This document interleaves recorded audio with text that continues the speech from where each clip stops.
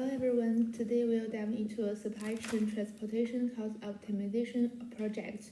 Our goal is to figure out the best way to move products so we can meet all customer demands while keeping shipping costs as low as possible, and also stay within the limits of factory supplies and depot throughputs. Let's start with the problem statement.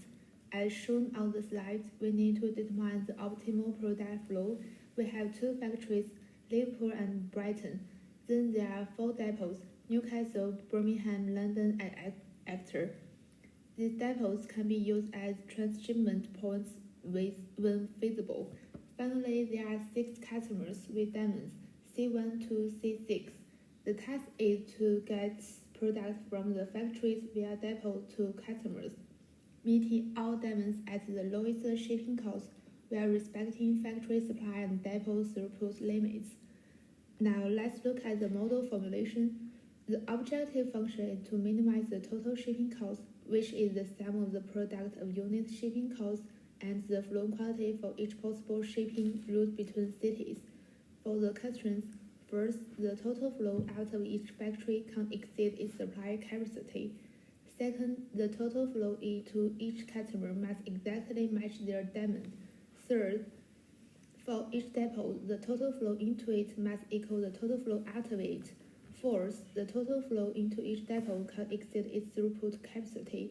Also, if a shipping route between a source and destination is not feasible, the flow on that route is zero, and for feasible routes, the flow is non-negative. Today, I'll walk you through the core of our MCNF, starting with the problem we aim to solve, the model we built, and the key initial findings. First, let's clarify the problem statement. We have 2 factories, 4 depots, and 6 customers. Our goal is to determine the optimal product flow to meet all customer demands.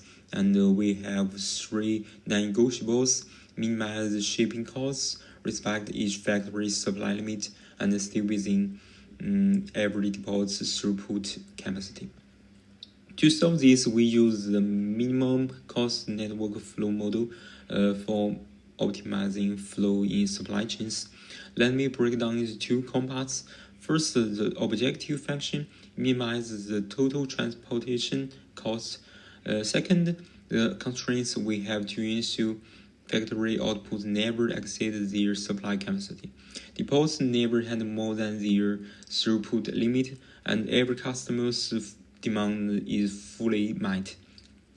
Next, we use the Network X library to turn this model into results.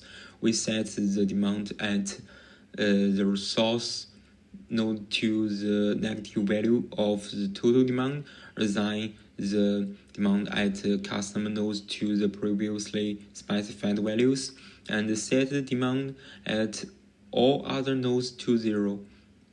For the edges from the source node to the factories, the capacity is set to each factory's total production capacity with no cost. For the edges from each factory to each depot in, the flow can't exceed the depot's total throughput capacity. Therefore, the capacity is set to each depot's maximum throughput, with costs as specified in the problem description. The same logic applies to direct shipments from factory to customers. The edges from depot in to depot out are used to control that the depot's throughput doesn't exceed its maximum capacity. For the edges from depot out to customers, the capacity is limited by the depot's throughput capacity, and these edges also have transportation costs. PULP to solve the problem. First, construct the model. We formulate a linear programming problem to minimize the total cost. Then, set objective function and constraints. In this code, we set constraints based on the requirement. And finally, there are visualization and results. Pulp and networks to solve optimization problems. Both tools do possess certain capabilities for optimality. analysis, but their specific implementation methods and applicable scenarios differ. Here is a detailed explanation. The POP solver uses a highly efficient algorithm, mostly commonly the simplest method or a related variant. Think of all possible solutions that satisfy your constraints as a complex multi-dimensional shape. The optimal solution will always lie at one of the corners of this shape. The simplest algorithm intelligently works from corner to corner, always moving to a corner with a lower total cost. The algorithm stops when it reaches corner.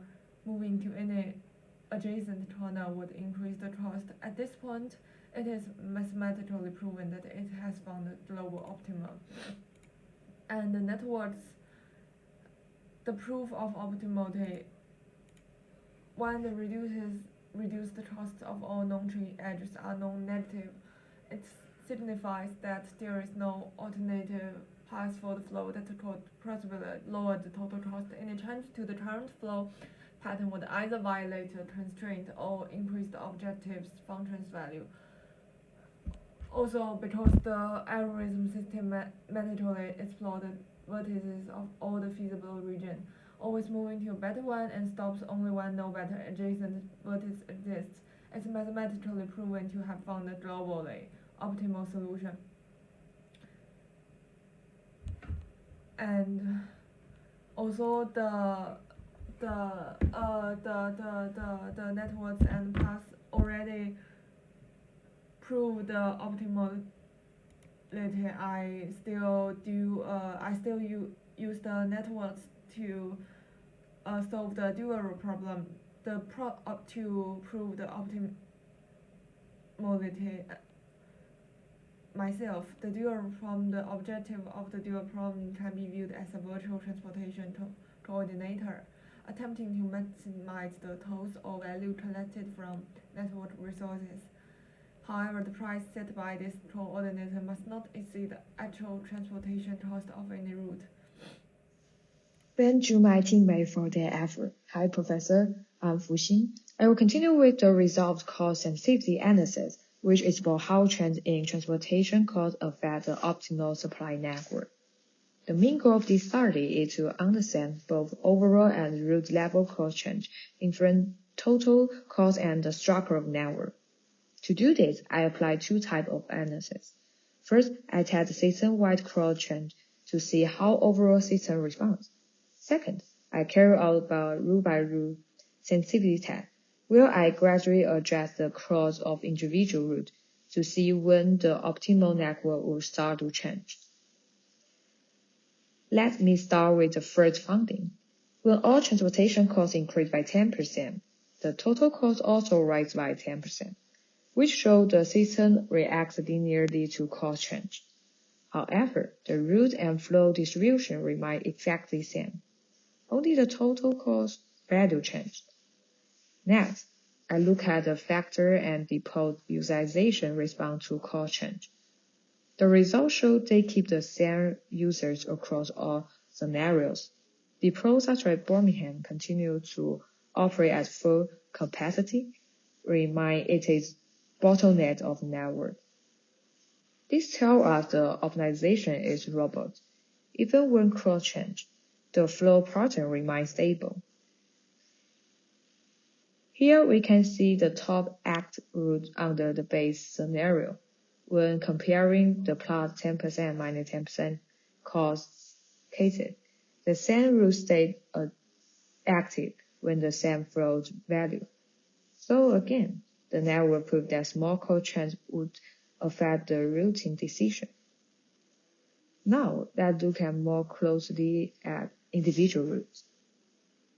Each route reacts a little different when it's cost change. For example, Brighton to London and Liverpool to C1 are more sensitivity, while Birmingham to C5 is less affected. But even with these differences, none of the routes switch path within 10% cross change, so we can say the network is locally stable as well. I also test how much the cost must change before the optimal network shift. When I increase the cost of the route step by step, motor route can handle large increases. For example, Brighton to London and London to C5 can raise up to 1.6 times before the network change, and Live to the C1 can raise up more than double. On the other hand, when I decrease the cost, motor routes stayed unchanged, even when their cost dropped by 99%. Only Brighton to London and London to C5 start to change when the crawl went below 60% of the base. This means the network is highly sensitive to call change, both upward or downward. To sum up, our transportation net is structurally stable. Thank you, and we'll hand Okay, it now over to let's Nancy. look at the customer demand sensitivity analysis. Overall, when each customer's demand decreases by 10%, total cost drops by 11.1%. When demand increases by 10%, cost rises by 11.7%. So cost reacts slightly more than proportionally to demand change. When demand goes up, marginal cost increases sharply due to capacity pressure and lower efficiency. When demand goes down, the cost reduction is limited because of fixed cost rigidity. Next, if we look at each customer, the left side shows demand increase and the right side shows demand decrease. Customers are ranked by how much their demand affects cost. We can see that C5 has the largest impact, and most customers show a symmetrical effect, except C3. So why does this happen? Let's check the transportation process. The Birmingham and Exeter depots are already fully booked. The black charts below shows that C3's shipments go through these congested depots. When C3's demand increases, the extra loads need to be rerouted to the other depots, which increases cost. That's why the response is asymmetric. But what about C2 and C4s, which also use this depots? Why don't they show the same pattern? If we look closer, C2 and C4 use Birmingham, and their load, 10,000 and 35,000, are well below its capacity. In contrast, C3 ships 40,000 units through Exeter, and Exeter's capacity is exactly 40,000. So when C3's demand rises, Exeter can't handle the extra load, forcing rerouting and leading to higher asymmetric cost trends. Next, let's study the impact of capacity fluctuation on the total cost. According to the conditions of the four groups, respectively, if the base case factory capacity minus 10%, depot throughput minus 10%, and both minus 10%. Therefore, new restrictive conditions emerged in plant capacity and warehouse throughput. The optimization process still uses linear programming optimization. This is an overview of our results. We can find that factory capacity is not constrained, and warehouse throughput is the key bottleneck. Next, we conducted a bottleneck analysis. The conclusions are as follows. The production capacity of Liverpool is the most valuable resource in the supply chain. It has restricted the capacity of the entire system and mainly affected the logistic trunk line from Liverpool to Newcastle. In this table, we have listed the critical paths. The critical paths are those that can reveal the steady state characteristics and core bottlenecks of the system. The following figure shows the heat maps of each path. Ultimately, the following four inspirations were obtained. Number 1.